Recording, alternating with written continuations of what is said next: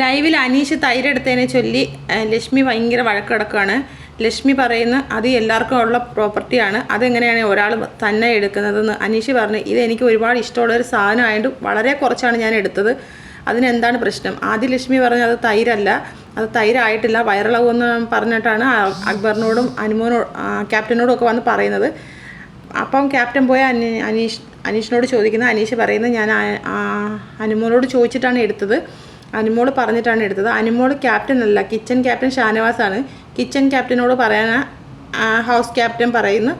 അനീഷ് പറയുന്നു ഇപ്പോൾ ഇവിടെ നിന്ന ആളിനോട് ഞാൻ ചോദിച്ചിട്ട് കുറച്ചെടുത്ത്. ലക്ഷ്മി പറഞ്ഞത് എല്ലാവർക്കും കൂടെ ഉള്ളതല്ലേ, അങ്ങനെ എങ്ങനെയാണ് ഒരാൾ എടുക്കുന്നത്?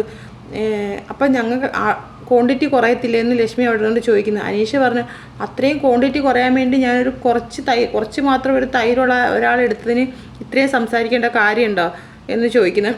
ലക്ഷ്മി പറഞ്ഞ് അങ്ങനെ ഒരാൾക്ക് മാത്രം ഉള്ളതല്ല, എല്ലാവർക്കും കൂടെ ഉള്ളതാണ് ഇവിടെ കിട്ടുന്നത്.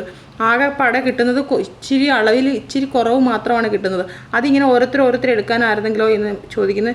നിവിൻ പറയുന്നത് ഞാനായിരുന്നെങ്കിൽ എല്ലാവരും പ്രശ്നം ഉണ്ടാക്കിയേനെ, അപ്പം അയാൾ എടുത്തിട്ടില്ലെങ്കിൽ അയാളോടല്ല ചോദിക്കേണ്ട, അത് അവിടെ നിൽക്കുന്ന അനുമോളോടാണ് ചോദിക്കുന്നത്, അനുമോളല്ലേ കൊടുത്തതെന്ന് പറയുന്നത്.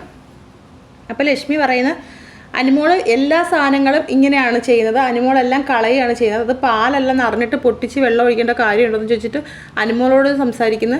അപ്പോൾ അനുമോൾ പറയുന്നത് നീ നിൻ്റെ കാര്യം തിരക്ക്, എനിക്കറിയാൻ ചെയ്യാനെന്ന് പറയുന്നു.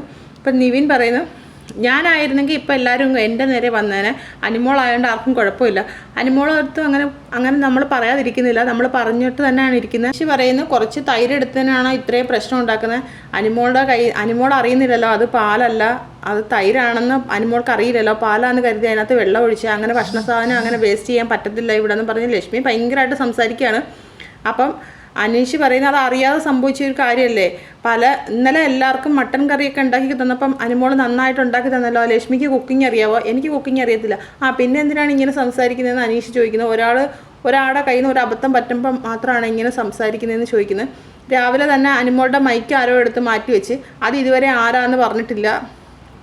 അപ്പോൾ അക്ബർ പറയുന്നത് അത് അനീഷേട്ടാ അത് ആരായി എടുത്തതെന്ന് ആരും പറയുന്നില്ലല്ലോ, അത് അനുമോടെ തെറ്റല്ല, അത് എടുത്തവർ പറയാതിരിക്കുന്നതിന് എന്താണ്, നമ്മളെന്ത് ചെയ്യാനാണെന്ന് അക്ബർ ചോദിക്കുന്നു.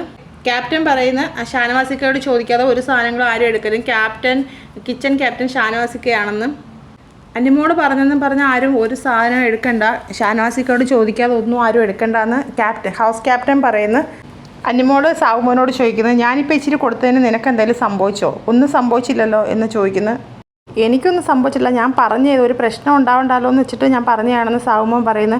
അനുമോള് പിന്നെ പാല് കാച്ചുന്നതിനകത്തൊക്കെയായി ശ്രദ്ധ. അനുമോള് രശ്മി പറയുന്നതിനൊന്നും മറുപടി പറയാതെ അനീഷാണ് രശ്മിയോട് തിരിച്ച് പറയുന്നത്.